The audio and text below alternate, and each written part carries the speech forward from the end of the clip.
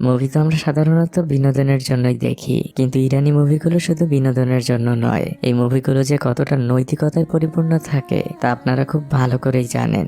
আজও আপনাদের জীবন বদলে দেওয়া একটি ইরানি মুভির গল্প শোনাবো। মুভির নাম স্প্যারোস স্প্রিং। এই গল্পটি প্রত্যেকটি মানুষের একবার হলেও দেখা উচিত। কেন এই কথা বলছি তা গল্প শোনার শেষেই বুঝতে পারবেন। তো কথা না বাড়িয়ে চলুন মুভির মূল গল্পে যাওয়া যাক। মুভির শুরুতে পাহাড়ে ঘেরা ইরানের একটি ছবির মতো সুন্দর গ্রাম দেখানো হয়। এখানে শহরের যান্ত্রিকতা কিংবা কোলাহল কোনোটাই পৌঁছাতে পারেনি। এটি হচ্ছে এই গ্রামের একমাত্র স্কুল। ইনি হচ্ছেন এই স্কুলের একমাত্র শিক্ষক। তার নাম আব্দুল্লাহ। তিনি বাচ্চাদের বলছিলেন কয়েকদিনের মধ্যে একটি রচনা প্রতিযোগিতা আয়োজন করা হবে, যেখানে শহরের সকল প্রাইমারি স্কুলের বাচ্চারা অংশগ্রহণ করবে। সেই প্রতিযোগিতায় যারা ভালো রচনা লিখবে তাদেরকে প্রাইজ দেওয়া হবে। শিক্ষক আব্দুল্লাহ সবাইকে বোঝান, তোমরা হয়তো ভাবতে পারো শহরের বাচ্চারা তোমাদের থেকে অনেক এগিয়ে, কিন্তু এটা একটি রচনা প্রতিযোগিতা। এখানে প্রয়োজন একটি খাতা, একটি কলম আর তোমার চিন্তা শক্তির। আমি চাই তোমরা প্রত্যেকে একটি করে রচনা লিখে নিয়ে আসো, আর আগামী সপ্তাহে আমার কাছে সেটা তোমরা জমা করবে। আর রচনাগুলো তোমরা তোমাদের জীবনের বাস্তব জ্ঞান দিয়ে লেখার চেষ্টা করো। স্কুল শেষে এই বাচ্চা ছেলেটি কোলে তার ভেড়াটি নিয়ে তার বাবার জন্য অপেক্ষা করছিল। এই ছেলেটির নাম নাদির। সে আমাদের মুভির অন্যতম প্রধান চরিত্র। নাদির দূর থেকে তার বাবার বাইকের আওয়াজ শুনতে পায়। সে তাকিয়ে থাকে তার বাবার দিকে। বাইকটি এসে নাদিরের সামনে থামে আর তার বাবা তাকে বাইকে উঠতে বলে। নাদির বাইকে উঠলেও তার বাবার বাইকটি হঠাৎ করে স্টার্ট অফ হয়ে যায়। তার বাবা অনেক চেষ্টা করতে থাকে। সে বারবার কিক দিচ্ছিল, কিন্তু কোনো লাভ হয় না। এবার নাদিরের বাবা প্লাগ চেক করছিল। নাদির কিছুটা দূরেই দাঁড়িয়ে আছে। নাদিরের বাবাকে খুবই বিরক্ত মনে হচ্ছিল। বাইক আর স্টার্ট হয় না, তাই সে বাধ্য হয়ে বাইকটি ঠেলতে থাকে। তখন সে পেছন ঘুরে নাদিরকে বলে, তোমাকে প্রত্যেকদিন স্কুলে নিতে আসাটা দিন দিন অসম্ভব হয়ে যাচ্ছে। এ কথা শুনে বাচ্চা ছেলে নাদির চুপচাপ সেখানে দাঁড়িয়ে থাকে। তার বাবা কিছুটা সামনে চলে গেলে সে আবারও হাঁটতে শুরু করে, আর তার পেছন পেছন তার ভেড়াটি। মুভির এই পাহাড়ের কোল ঘেঁষা সবুজে ঘেরা গ্রামটি যে কারোই মন কেড়ে নিবে। ইনি হচ্ছেন নাদিরের মা। ছেলের মন খারাপ দেখে তিনি জিজ্ঞেস করেন, বাবা কি আজকেও বকা দিয়েছে? নাদির বলে না। নাদির তার মাকে জিজ্ঞেস করে, মা তুমি ছোটবেলায় স্কুলে যেতে না? নাদিরের মা বলে, আমি স্কুলে যেতে ভীষণ পছন্দ করতাম, কিন্তু বিয়ের পরে আর পড়াশোনা করা হয়নি। নাদির বলে, নিশ্চয়ই বাবা তোমাকে পড়তে দেয়নি। নাদিরের মা বলে, অমন কিছু না, বিয়ের পরে মানুষের এক অন্যরকম জীবন। এটা নিয়ে আমার কোনো আফসোস নেই। তুমি পৃথিবীতে আসলে, আর এখন তোমার ছোট বোন আছে।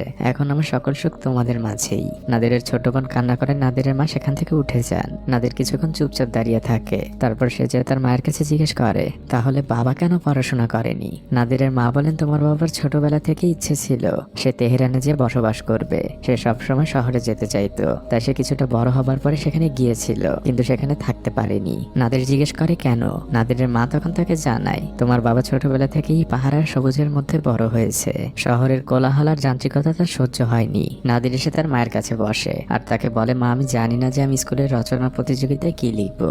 নাদিরের মা বলেন, তুমি যা পছন্দ করো তেমন কিছু লেখো। নাদির বলে, আমাকে একটু আইডিয়া দাও। নাদিরের মা বলেন, আমি তো জানি না, তবে তুমি তোমার বাবাকে জিজ্ঞেস করতে পারো। নাদির বলে, বাবা তো সবসময় আমার সাথে খারাপ ব্যবহার করে। নাদিরের মা বলেন, তোমার বাবা পরিবারের জন্য অনেক কষ্ট করেন। তুমি তো জানোই তোমার বাবা এখন একটু আর্থিক সমস্যায় আছেন। তোমার বাবা সবকিছু নিয়ে অনেক চিন্তিত, তাই বাবাকে ভুল বুঝো না। আসলে নাদির খুব চুপচাপ প্রকৃতির একটি ছেলে। অন্যদিকে একজন ভদ্রলোক তার জমিতে কাজ করছিল। তার পাশে তার ছেলে দাঁড়িয়ে আছে, তার হাতে একটি নোটবুক। সে তার বাবাকে জিজ্ঞেস করে, বাবা আমরা বছরের এই সময় কেন চাষ করি? তখন বাবা হাসি মুখে তার ছেলেকে উত্তর দেয়, সব কাজেরই একটি নিয়ম আর সময় আছে। সে হোক বিয়ে, চাষবাস কিংবা পড়াশোনা। সময়ের কাজটা সময় না করলে তার ফল কখনো ভালো হয় না। ঠিক তেমন এই বর্ষায় যদি বীজ বপন না করি, ভালো ফসল আমরা পাবো না। বাচ্চাটি মূলত তার স্কুলে সেই রচনা প্রতিযোগিতার জন্য নোট করছিল। এই ছেলেটির নাম আমিন। সে হামিদের বেস্ট ফ্রেন্ড। এদিকে রাতের বেলা নাদির তাদের বারান্দায় চুপচাপ দাঁড়িয়েছিল। তখন মা এসে তাকে ঘুমাতে যেতে বলে। তখন সে তার মাকে জিজ্ঞেস করে, মা আমি আমিনের মতো কেন হতে পারি না? মা বলে, কেমন? নাদির বলে, আমিন খুবই সাহসী আর পড়াশোনায় অনেক ভালো। সে কোনো কিছুতেই ভয় পায় না। নাদিরের মা তাকে বলে, আমরা মানুষেরা সবাই সমান। তুমিও চেষ্টা করো, তাহলে তুমিও আমিনের মতো হতে পারবে। এখন তাড়াতাড়ি ঘুমাতে যাও। পরদিন ভোরবেলা নাদির তাদের ভেড়ার খাবারগুলো দিতে থাকে, আর নাদিরের বাবা বেরিয়ে পড়েছে তার কাজের উদ্দেশ্যে। নাদিরের বাবা মূলত একজন বন প্রহরী। গত রাতে কিছু বনদস্যু এই বন থেকে কিছু প্রাচীন বড় বড় গাছ চুরি করে নিয়ে যাওয়ার চেষ্টা করেছিল, কিন্তু বন প্রহরীদের কারণে তারা পালিয়ে যায়। নাদিরের বাবা গাছগুলো দেখে খুবই আফসোস করতে থাকেন। তিনি বলেন, টাকার জন্য মানুষ কি না করতে পারে। এই বন তো আমাদের পৃথিবীরই অংশ, গাছগুলোরও তো জীবন আছে। নাদিরের বাবা তার সহকর্মীকে গতকাল পাওয়া ঈগলটির কথা জিজ্ঞেস করে। নাদিরের বাবার সহকর্মী তাকে জানায় ঈগলটির অবস্থা অতটা ভালো না। নাদিরের বাবা বলে, তাহলে ওটাকে আমি আজ বাড়ি নিয়ে যাব। নাদিরের বাবা আসলে একজন সৎ আর প্রকৃতি প্রেমী মানুষ। তিনি এই জঙ্গলকে খুব খুবই ভালোবাসেন। এদিকে নাদির তার ভেড়াটিকে আদর করছিল আর আপন মনেই বলছিল আমাকে দিয়ে রচনা লেখা হবে না। তখন পেছন থেকে মা এসে তাকে জিজ্ঞেস করে, তুমি এখনো রচনা লেখনি? নাদির বলে, মা আমার মাথা থেকে কিছুই বের হচ্ছে না। তখন মা বলেন, তুমি তো আমিনের সাহায্য নিতে পারো। নাদির বলে, ওটা তো পাহাড়ের উপরে খেলতে গিয়েছে। নাদিরের মা বলেন, তাহলে তুমি এখানে কেন বসে আছো? পরের দৃশ্যে দেখা যায় নাদির দৌড়ে পাহাড়ের উপরে যাচ্ছে। তারা বন্ধুরা মিলে পাহাড়ের উপরে একটি আড্ডা দেওয়ার জায়গা বানিয়েছে। এখানে তারা প্রত্যেকদিন বিকেলে খেলতে আসে। নাদিরের এক বন্ধু নাদিরকে জিজ্ঞেস করে, তুই কি রচনা লিখেছিস? নাদির বলে, না, আমার মাথায় কিছু আসছে না। তখন অন্য আরেকজন বন্ধু বলে ওঠে, তোর মাথায় এসব আসবেও না। নাদির কিছুটা লজ্জা পায়। তখন ওই বন্ধু বলে, তোকে একটি ম্যাগাজিন ম্যানেজ করে দেই, তুই সেটা দেখে একটি রচনা লেখ। নাদির রাগ করে সেখান থেকে চলে যায়। তখন তার পিছু পিছু আমিনও দৌড় দেয়। নাদির আর আমিনের বাবার পিকআপের পেছনে বসে অপেক্ষা করছিল তাদের শিক্ষকের জন্য। তাদের শিক্ষক আব্দুল্লাহ প্রতি সাপ্তাহিক ছুটিতে পরিবারের কাছে শহরে যান। আমিনের বাবা তার গাড়িটিকে খুব ভালোভাবে পরিষ্কার করছিল আর তিনিও অপেক্ষা করছিলেন, কারণ এটা তার নিয়মিত সাপ্তাহিক কাজ। নাদির তার বন্ধু আমিনকে বলে, আমি রচনাটা লিখতে পারিনি। আমিন বলে, কেন? নাদির বলে, আমি বুঝতে পারছি না যে কি নিয়ে লিখবো। আমিন বলে, তুই তোর বাবার কাছ থেকে হেল্প নিতে পারতি। আমি তো আমার বাবার কাছ থেকে হেল্প নিয়েছি। নাদির বলে, আমার বাবা পছন্দ করেন আমার পড়াশোনা, আর মার কাছ থেকে শুনেছি বাবা অনেক দিনায় জর্জরিত, তাই ইদানিং তার মনও ভালো থাকে না। বাবা আমার সাথে ঠিকভাবে কথাও বলে না। আমিন বলে, তুই আমাকে 2 দিন আগে বলতে পারতি, আজই তো আমাদের জমা দিতে হবে। আমিন বলে, আমি আরো স্বপ্ন দেখছিলাম, আমরা দুজন রচনার প্রতিযোগিতায় পুরস্কার জিতে শহরে গিয়েছি।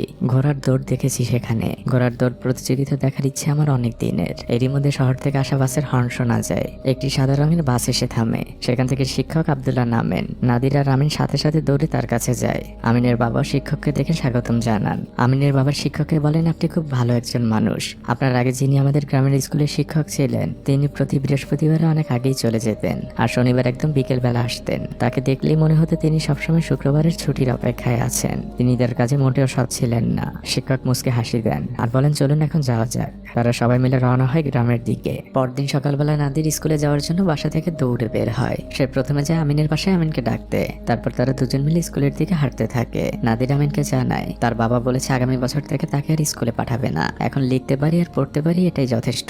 আমিন বলে, এটা কেমন কথা? আমি কি আমাদের শিক্ষককে জানাবো যাতে তোর বাবাকে বিষয়টি বুঝিয়ে বলে? নাদির বলে, দরকার নেই, এটা শুনলে বাবারাও রেগে যাবেন। আমিন নাদিরকে জিজ্ঞেস করে, তুই কি রচনা লিখেছিস? নাদির বলে, না, আমার মাথায় কিছু আসেনি। নাদির জিজ্ঞেস করে, তুই লিখেছিস? আমিন বলে, হ্যাঁ আমি লিখেছি, সেটা আমার ব্যাগের মধ্যে আছে। এর মধ্যে আমিনের এক আন্টি আমিনকে পেছন থেকে চিৎকার করে ডাকতে থাকে। আমিন চিৎকার করে বলে, কি হয়েছে? আন্টি বলতে থাকেন, তোমার মায়ের অবস্থা ভালো না, তুমি তাড়াতাড়ি বাড়িতে আসো। আমিন তার পিঠের ব্যাগটি নাদিরের হাতে দেয় আর বলে, আমি মনে হয় স্কুলে যেতে পারবো না, তুই আমার রচনার খাতাটা টিচারের কাছে জমা দিয়ে দিস। আমিন দৌড়ে সেখান থেকে তার আন্টির সাথে চলে যায়। নাদির কিছুক্ষণ চুপচাপ দাঁড়িয়েছিল।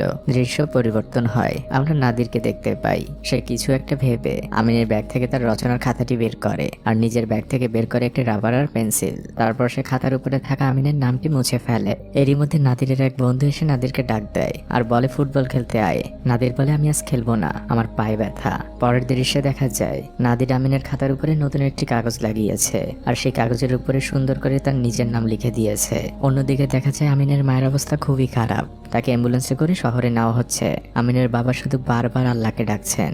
নাদিরের মাও সেখানে উপস্থিত ছিল, কিন্তু বাচ্চা ছেলে আমিন কারোর সাথে কোনো কথা বলছে না। অ্যাম্বুলেন্স সেখান থেকে শহরের দিকে চলে যায়। আমিন হা করে শুধু ওই পথের দিকে তাকিয়ে থাকে আর তখন তার চোখ যায় একটু দূরে। আমরা সেখানে নাদিরকে দেখতে পাই। নাদির আমিনের ব্যাগটা একটি গাছের সাথে ঝুলিয়ে রেখে সেখান থেকে দৌড়ে চলে যায়। নাদিরের আজ সাহস হয় না আমিনের কাছাকাছি যাওয়ার। পরের দৃশ্যে দেখা যায় নাদির আমিনদের সেই পাহাড়ের উপরের আড্ডার জায়গায় তারা কিছু সুন্দর কথা ঝুলিয়ে রেখেছে। প্রথমটা লেখা ছিল, ইচ্ছে শক্তি মানুষকে সৎ মানুষে পরিণত করে। দ্বিতীয়টা লেখা ছিল, আমরা একদিন ভালো মানুষ হব। আর এই লেখাগুলোর সামনে নাদির এক বিষণ্ণ মন নিয়ে দাঁড়িয়ে আছে, কারণ সে আজ যে কাজটি করেছে সেই কাজটি এই পেছনে থাকা লেখাগুলোর একদম বিপরীত। পরদিন একটি বাচ্চা স্কুলে সবাইকে কিছু লেখা পড়ে শোনাচ্ছিল। লেখাগুলো ছিল এমন, এই পৃথিবীতে সততার থেকে ভালো কোনো জিনিস নেই, অসৎ কাজ মানুষকে দুর্বল করে দেয়। সমাজ এবং মানুষ কেউই অসৎ ব্যক্তিকে পছন্দ করে না, আর সত্য কখনো হারে না। মানুষের সব থেকে বড় শত্রু হচ্ছে তার নিজের বলা মিথ্যে কথা। মিথ্যে মানুষকে ধ্বংস করে দেয়, তাই আমাদের সবসময় সৎ কাজ করতে হবে। বাচ্চাটির এই কথাগুলো পড়ার সময় আমরা নাদিরকে দেখতে পাই সে মাথা নিচু করেই আছে।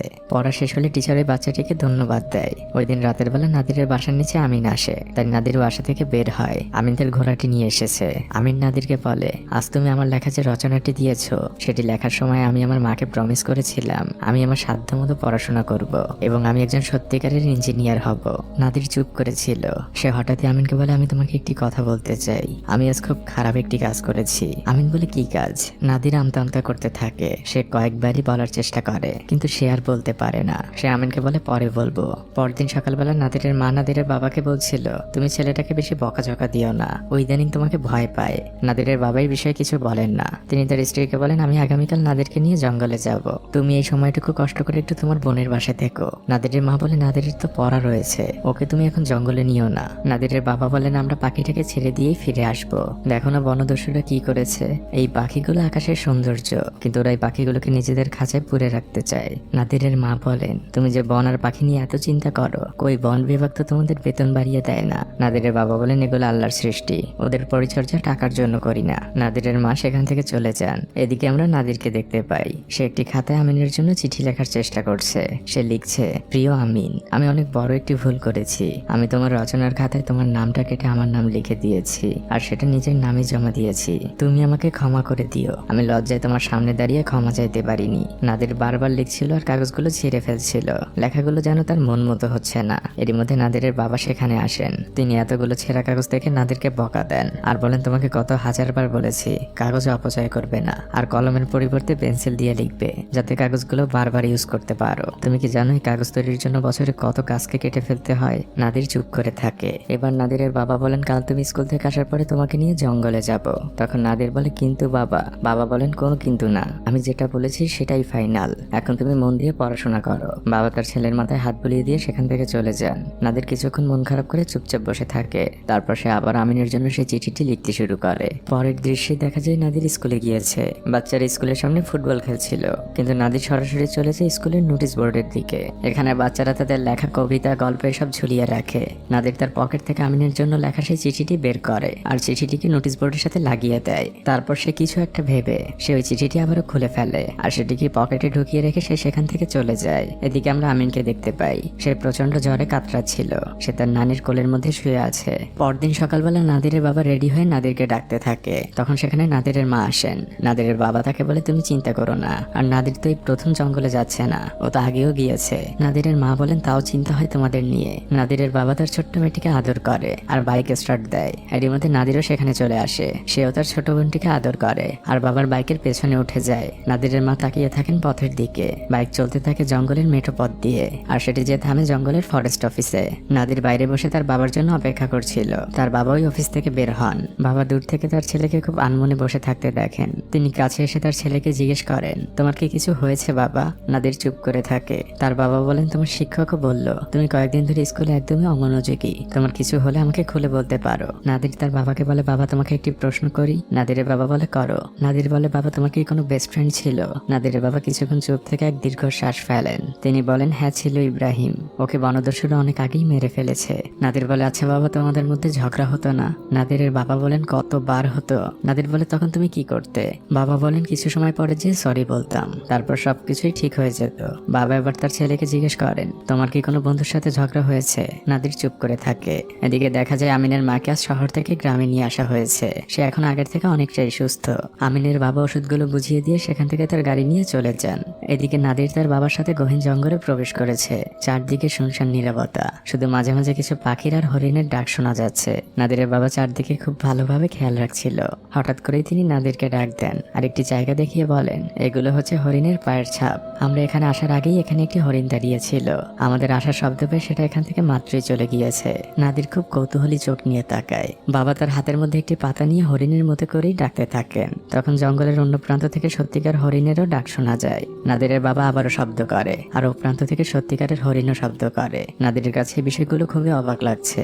নাদিরের বাবা তার হাতে থাকা বাইনোকুলারটি নাদিরকে দেয় আর জঙ্গলের একদিকে ইশারা করে বলেন, হরিণটা ওই দিকেই গিয়েছে, তুমি একটু ভালোভাবে খুঁজলেই পেয়ে যাবে। আর সত্যি সত্যি নাদির তার বাইনোকুলারে হরিণটিকে দেখতে পায়। এরপর সে বাইনোকুলার দিয়ে আকাশের দিকে তাকিয়ে পাখি দেখতে থাকে। নাদিরের কাছে সবকিছুই খুবই ভালো লাগছিল।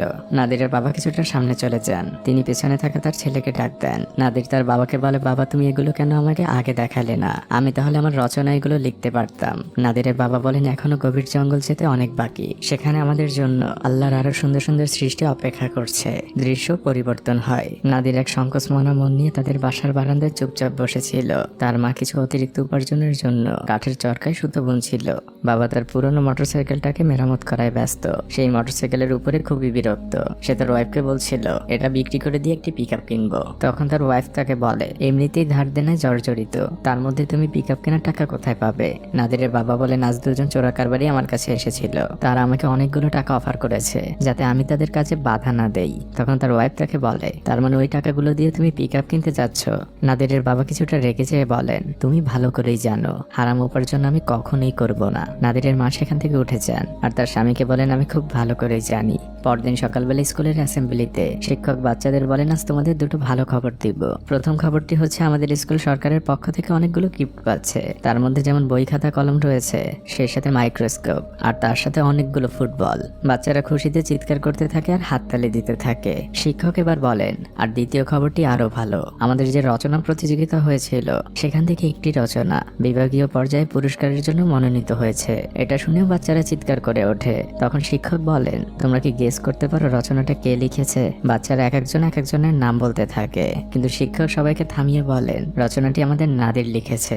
এ কথা শুনে ওখানে থাকা বাচ্চাগুলো যতটা খুশি হয়েছে, নাদির মনে মনে ততটাই লজ্জা পাচ্ছে। সে তার মাথাটা নিচু করে রাখে। ওই দিন সন্ধ্যেবেলা নাদির তার পরিবারের সাথে নাস্তা করতে বসেছিল। তখন হঠাৎই নাদিরের বাবা নাদিরকে বলেন আজ তোমার শিক্ষক বলল তুমি নাকি পুরস্কার জিতেছ, তার জন্য তোমাকে শহরে যেতে হবে। নাদির খুব সাধারণভাবে বলে হ্যাঁ আমি একটি রচনা লিখেছিলাম। নাদিরের বাবা তখন খুব গর্বের সাথে বলেন তুমি একদম ঠিক আমার মতো হয়েছ। তখন পাশে থাকা মা বলেন আমার ছেলে আমার মতো হয়েছে। এবার নাদিরের বাবা নাদিরকে বলে শোনো বাবা, আমরা হলাম পুরুষ মানুষ, আমাদের সবকিছু কাজের মাধ্যমে প্রমাণ করতে হয়। এরই মধ্যে বাইরে থেকে কেউ চিৎকার করে নাদিরের বাবা মাকে ডাকছিল। তারা তিনজনই দৌড়ে বারান্দায় যান। আমরা দেখতে পাই আমিনের সেই আন্টি নাদিরের বাবা মাকে বলছেন আমিন এখনো বাসায় ফেরেনি। আমিনের সেই আন্টিকে খুবই চিন্তিত মনে হচ্ছিল। তখন নাদির তার বাবাকে বলে বাবা তুমি আমাকে একটি লাইট দাও, আমি জানি আমিন কোথায় আছে। বাবা বলেন আমিও তোমার সাথে যাচ্ছি। এদিকে আমরা আমিনকে দেখতে পাই। নাদির আমিনরা বন্ধুরা মিলে পাহাড়ের উপরে যেখানে আড্ডা দেয়, আমিন সেখানে চুপচাপ দাঁড়িয়ে আছে। সবাই সেখানে পৌঁছে যায়। আমিনের বাবা আমিনকে অনেক বকাঝকা করতে থাকেন। তিনি বলছিলেন তোমার মা এত অসুস্থ, তার মধ্যে তুমি তোমার মাকে এত টেনশন কেন দিচ্ছ? তুমি কি জানো তোমার চিন্তায় তার কি অবস্থা? তখন নাদিরের বাবা পরিবেশ শান্ত করে আমিনকে নিয়ে সেখান থেকে চলে যান। সবার পিছু পিছু নাদিরও দৌড় দেয়। রাতের বেলা নাদির তার হোমওয়ার্ক করছিল। তখন তার মা এসে তাকে বলে কাল তুমি আর আমিন তোমার বাবার সাথে জঙ্গলে কাঠ আনতে যাবে। নাদির বলে বাবা তো গাছ কাটাকে অপছন্দ করেন। তখন তার মা বলে তোমার বাবা শুকিয়ে যাওয়া গাছগুলো আনবেন, আর তিনি কখনোই প্রয়োজনের বেশি কিছুই আনবেন না। আর মনে রাখবে অপচয়কারীকে আল্লাহ পছন্দ করেন না। পরদিন সকালবেলা নাদির আর আমিন নাদিরের বাবার সাথে গভীর জঙ্গলে এসেছে। আমিন এই প্রথম গভীর জঙ্গলে আসলো। দুই বন্ধু একটি জায়গায় বসে বিশ্রাম নিচ্ছিল। তখন আমিন নাদিরকে বলে আমরা যদি পারতাম আমাদের স্কুলে সকল বন্ধুদের নিয়ে এখানে আসতে, তাহলে তারা এই অপরূপ সৌন্দর্য দেখতে পেত। নাদির বলে আমিও একই কথা চিন্তা করেছি, আর আমি বাবাকে এই কথা বলেছিও। বাবা বলেছেন ফরেস্ট অফিসার পারমিশন লাগবে, তার জন্য আমাদের অ্যাপ্লিকেশন করতে হবে। এবার হঠাৎই নাদির কথা করি আমিনকে জিজ্ঞেস করে আচ্ছা তুই স্কুলের রচনাটা কি নিয়ে লিখেছিলি? আমিন বলে এই বন আর কৃষিকাজ নিয়ে। নাদির বলে আমাকে একটু খুলে বল, আমার জানতে ইচ্ছে করছে। আমিন এবার বলতে শুরু করে আমাদের গ্রামের মানুষদের প্রধান পেশা হচ্ছে কৃষিকাজ, আর চাষাবাদের জন্য দরকার উর্বর জমি। কিন্তু এই জঙ্গলের কারণে আমাদের আবাদি জমির পরিমাণ অনেক কম, তার জন্য মানুষ জঙ্গলের এই গাছগুলো কেটে ফেলছে। আমি আমার রচনায় লিখেছিলাম কিভাবে জঙ্গলকে ধ্বংস না করে ভালোভাবে চাষবাস করা যায়, আর এই বাস্তবিক জ্ঞান আমি আমার বাবার কাছ থেকে নিয়েছিলাম। নাদিরের বাবা বাচ্চা দুটোকে বুনো গন্ডারের ডাক শোনান। আমিন খুবই খুশি হয়। সে নাদিরকে বলে তোমার বাবার চাকরিটা খুবই সম্মানের, তুমি নিশ্চয়ই তোমার রচনায় তোমার বাবার এই কাজ নিয়ে লিখেছো, আর এই জন্যই তুমি পুরস্কার পেতে যাচ্ছ। এ কথা শুনে নাদির চুপ করেই থাকে। দৃশ্য পরিবর্তন হয়। আজ নাদির শহরে যাবে তার সেই পুরস্কার গ্রহণ করতে। তার বাবা মা সহ তার বন্ধুরাও এসেছে তাকে বিদায় দিতে। সেই বন্ধুদের মধ্যে আমিনও ছিল। বাবা নাদিরের হাতে কিছু টাকা দিয়ে বলেন এগুলো সাবধানে রেখে দাও, তোমার প্রয়োজন হতে পারে। বাবা তার ছেলেকে বলে আজ তুমি প্রথম শহরে যাচ্ছ, তাও তোমার বাবা মাকে ছাড়া। ঠিক তোমারই বয়সে আমি একবার ঘোড়ার প্রতিযোগিতায় শহরে গিয়েছিলাম। সেদিন আমার বাবা আমার জুতোর ফিতে বাঁধতে বাঁধতে বলেছিল সন্তানদের অর্জন যে বাবা মাকে কতটা গর্বিত করে তা তুমি বুঝবে না। আজ আমার বাবা সেই দিনের কথা মনে পড়ছে। যাই হোক সাবধানে যাও, খোদা হাফেজ। গাড়ি ছেড়ে দেয়। মা তখনও তার ছেলের জন্য দোয়া পড়ছিল।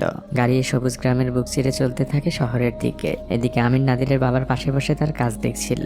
হঠাৎ আমিন বলে ওঠে আঙ্কেল আপনাকে একটা প্রশ্ন করি। নাদিরের বাবা বলে করো। আমিন বলে আপনি কেন চান না নাদির পড়াশোনা করুক? আমিনের বাবা মুচকি হেসে বলেন নাদির তোমাকে এই কথা বলেছে? আমিন বলে হ্যাঁ। নাদিরের বাবা বলেন শোনো বাবা, ছোটবেলায় অনেক স্বপ্ন দেখতাম, পড়াশোনাও করতে চাইতাম, কিন্তু সংসারের বাস্তবতায় তা হয়ে ওঠেনি। স্বপ্নগুলো পূরণ করতে পারিনি, কিন্তু আমি চাই নাদির নাদির তার জীবনে স্বপ্নগুলো পূরণ করুক, ও যাতে অনেক বড় ডিগ্রি নিতে পারে, তাই তো এত কষ্ট করছি। আমি চাই তোমরা দুই বন্ধুই জীবনে ভালো কিছু করো। বাবার প্রতি ছেলের এই ধারণায় নাদিরের বাবা উঠে দাঁড়িয়ে একটি দীর্ঘ শ্বাস ফেলেন আর তার পকেট থেকে তার ফোনটি বের করে আমিনকে বলে, টিচারকে ফোন করে একটু খোঁজ নাও ওরা শহরে ঠিকঠাক পৌঁছলো কিনা। দৃশ্য পরিবর্তন হয়। পরদিন ছিল সেই পুরস্কার বিতরণী অনুষ্ঠান। বিভিন্ন স্কুলের বাচ্চারা সবাই একত্রিত হয়েছে।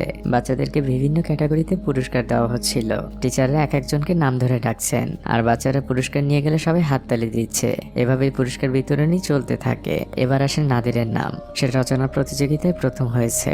শিক্ষকরা তাকে পুরস্কার নেওয়ার জন্য স্টেজে ডাকে। পুরস্কার নেওয়া শেষে শিক্ষক বলেন, তোমার রচনাটা খুবই ইন্টারেস্টিং। আমি চাই তুমি নিজ মুখে সবাইকে তোমার রচনাটি কি বিষয় নিয়ে তা বলো। নাদির এবার আমিনের বলা ঠিক সেই কথাগুলোই বলতে থাকে। আমাদের গ্রামটি জঙ্গলে ঘেরা, সেখানে কৃষিকাজের জমির পরিমাণ খুবই কম। আমি আমার রচনায় লিখেছি কিভাবে জঙ্গলের ক্ষতি না করে কৃষিকাজ করা যায়। নাদিরের বলা কথাগুলো মাইকে প্রচার হচ্ছিল।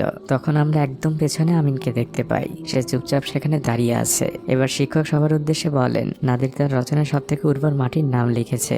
তোমরা কি কেউ বলতে পারবে সবথেকে উর্বর মাটির নাম কি? তোমরা বলতে পারলে পুরস্কার পাবে। কিন্তু ওখানে থাকা কেউ এই প্রশ্নের উত্তর জানে না। আর এদিকে নাদিরও ভয় পাচ্ছে, কারণ সেও তো এই প্রশ্নের উত্তর জানে না, কারণ তার রচনাটা তো চুরি করা। এবার শিক্ষক নাদিরকে বলেন, তাহলে তুমি সবাইকে বলে দাও সেই মাটির নাম। আর ঠিক তখনই পেছন থেকে বন্ধুকে বাঁচানোর জন্য হাত তোলে আমিন, কারণ সে তো ওই মাটির নাম জানে। দৃশ্য পরিবর্তন হয়। আমিন এক বুক ভরা ক্ষোভ নিয়ে দাঁড়িয়ে আছে। পেছন থেকে নাদির তাকে চিৎকার করে ডাকছিল। নাদির জিজ্ঞেস করে, তুমি এখানে কিভাবে আসলে? আমিন বলে, বাবার সাথে এসেছি মায়ের টেস্টের রিপোর্ট নিতে। ভেবেছিলাম তোমাকে দেখে যাই একবার। আমি এখন ঘোড়ার প্রতিযোগিতা দেখতে যাব, তুমি চাইলে যেতে পারো। নাদির তার হাতে থাকা পুরস্কারটি নিয়ে দাঁড়িয়ে থাকে। আমিন তাকে কিচ্ছু বলেনি। নাদিরের কাছে নিজেকে বড্ড ছোট মনে হচ্ছে আজ। এদিকে সেই ঘোড়া প্রতিযোগিতা শুরু হয়ে গিয়েছে। ঘোড়াগুলো প্রাণপণে ছুটে চলেছে। নাদির আমিনের খুব আগ্রহ নিয়ে সেটা দেখছিল। আমিনের বাবা বুঝিয়ে দিচ্ছিল কোনটাকে কি বলে। আমিন তো তার গ্রামে বসে এই ঘোড়ার প্রতিযোগিতা দেখারই স্বপ্ন দেখেছিল। স্বপ্ন পূরণে বাচ্চা ছেলে দুটো আজ অনেক খুশি। দৃশ্য পরিবর্তন হয়। তারা তাদের গ্রামে ফিরে এসেছে, কিন্তু আমিন নাদিরের সাথে কথা বলে না। নাদির অনেকভাবেই আমিনকে সরি বলে, আর সে আমিনকে এটাও বলে, কাল আমি স্কুলে সবার সামনে বলবো আমি তোমার রচনা চুরি করেছিলাম। আমিন বলে, এসব কথা বাদ দাও, এটা নিয়ে আমি তোমার সাথে কথা বলতে চাই না। কিন্তু নাদির এখনো নিজেকে ক্ষমা করতে পারছে না। সে ঘুমের মধ্যে দুঃস্বপ্ন দেখে জেগে ওঠে। তার মনে পড়ে যে স্কুলে বলে সেই কথাগুলো। মিথ্যা আর অসৎ কাজ মানুষকে দুর্বল করে দেয়। সত্য কখনো চাপা থাকে না। মানুষের সব থেকে বড় শত্রু হচ্ছে তার নিজের বলা মিথ্যেগুলো। নাদির তার নিজের জীবনে এই প্রত্যেকটি কথার প্রতিফলন দেখতে পাচ্ছে। পরের দৃশ্যেই দেখা যায় একটি বাচ্চা গ্রামের বাড়িতে বাড়িতে যে চিৎকার করে বলছে, আগামীকাল স্কুলে প্যারেন্টস মিটিং, সবাইকে শিক্ষক যেতে বলেছেন। এদিকে আমরা নাদির আর আমিনকে দেখতে পাই। সেখানে তাদের সেই শিক্ষকও এসেছেন। মূলত নাদির শিক্ষককে সবকিছু বলেছে। শিক্ষক এসে নাদিরকে বলেন, তোমাকে আর কষ্ট পেতে হবে না, আমি আমিনকে বুঝিয়ে বলছি। তখন নাদির আমিনকে বলে, আমি তোকে অনেকবার সরি বলতে চেয়েছিলাম, কিন্তু বাবা কষ্ট পাবে দেখে আমি বারবার ফিরে এসেছি, আমাকে তুই মাফ করে দে। শিক্ষক এবার আমিনকে বলেন, দেখো যেটা হয়ে গিয়েছে সেটা আর আমরা ফেরত পাবো না, কিন্তু তোমার বন্ধু তার কাজের জন্য খুবই অনুতপ্ত। সে মনে মনে অনেক কষ্ট পাচ্ছে। আমাদের সমাজে ভুল করে অনুতপ্ত হওয়া লোকের সংখ্যা অনেক কম, আর ভুল করে কেউ মন থেকে ক্ষমা চাইলে তাকে ক্ষমা করে দেওয়া উচিত। এতে মহান আল্লাহ খুশি হন। দৃশ্য পরিবর্তন হয়। আজ ছিল সেই প্যারেন্টস মিটিং এর দিন। শিক্ষক সবার উদ্দেশ্যে বলেন, আজ আপনাদের গ্রামের জন্য খুব গর্বের একটি দিন। নাদিরের এই অর্জন আমাদের সবার মুখ উজ্জ্বল করেছে। আমি নাদিরকে অনুরোধ করব এখানে এসে সবার উদ্দেশ্যে কিছু বলার জন্য। নাদির তার হাতে একটি ডায়েরি নিয়ে সামনে যায়, আর নিজের লেখা ডায়েরি দেখে সে বলতে শুরু করে, আমার নাম নাদির, আমার পিতার নাম ওমর। আপনারা সবাই তাকে চেনেন, আর এটাও জানেন যে সে তার কাজটাকে কত ভালোবাসে। আমি আমার বাবাকে নিয়ে অনেক গর্বিত। এই গ্রামে আমার অনেক বন্ধু আছে, কিন্তু আমার বেস্ট ফ্রেন্ড হচ্ছে আমিন। এটা বলে নাদির আমিনের দিকে তাকায়, আর আমিন নাদিরের দিকে। আবারও নাদির বলতে শুরু করে, আমিন শুধু আমার বেস্ট ফ্রেন্ড না, সে আমার ভাইও, কারণ সে আমার অনেক অপরাধকেই ক্ষমা করে দেয়। আমি যে রচনাটি লিখে পুরস্কার পেয়েছি সেটা আসলে আমিন লিখেছিল। নাদির এবার আমিনকে ডাক দেয়। নাদিরের সরল স্বীকারোক্তিতে সবাই হাততালি দেয়। নাদির আবারও তার বন্ধুর কাছে ক্ষমা চায়। আমিন বলে, আমি তোমাকে ক্ষমা করে দিয়েছি। নাদির এবার তার প্রাপ্ত সেই পুরস্কারটি আমিনের হাতে তুলে দেয়। দুটি বাচ্চার মুখেই এক প্রশান্তির হাসি। গ্রামের সবাই হাততালি দেয়। আর এই দৃশ্যের মধ্যে দিয়ে মুভিটি এখানেই শেষ হয়ে যায়। এই মুভি নিয়ে তেমন কিছু বলার নেই, শুধু এই মুভির কিছু কথা মনে করিয়ে দেই। অসৎ আর মিথ্যা মানুষকে দুর্বল করে দেয়। সত্য কখনো চাপা থাকে না, আর মানুষের সব থেকে বড় শত্রু হচ্ছে তার নিজের বলা মিথ্যেগুলো। তো গল্পটি আপনার কাছে কেমন লাগলো অবশ্যই কমেন্ট করে জানাবেন।